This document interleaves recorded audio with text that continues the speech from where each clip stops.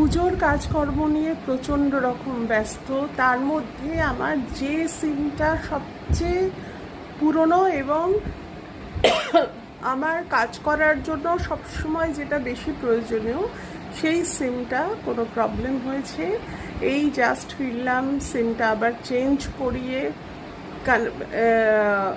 মানে অ্যাক্টিভেট হতে একটু সময় লাগবে, তো একটু রাত করেই অ্যাক্টিভেট হবে।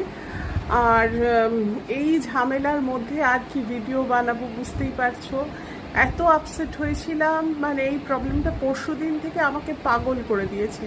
আমি ভাবছি আমার সিম ফিক্সিংয়ে কোনো প্রবলেম হয়েছে, আমি সেটা চেষ্টা করছি নানা রকমভাবে চেষ্টা করে। যখন দেখলাম যে না কিছু হচ্ছে না, তখন বুঝলাম যে না, টেকনিক্যাল কোনো ইস্যুস আছে, হয়তো সিমটার কোনো ঝামেলা হয়েছে, যার জন্য গেলাম। গিয়ে ওরা বললো যে হ্যাঁ, সিমটা আপনাকে চেঞ্জ করাতে হবে।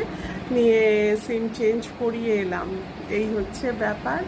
তো আর পুজোর এই ঝাড়া মোছা এসব তো আমাদের সকলেরই চলছে। সব মিলিয়ে ক্লান্ত, কিন্তু ভিডিওটা করতে পারছি না, সেটার জন্য খুব খারাপ লাগছে। যাই হোক, আশা করি আমি বুধবার ভিডিওটা নিশ্চয়ই দিতে পারবো, ব্লগ আপলোড করতে পারবো।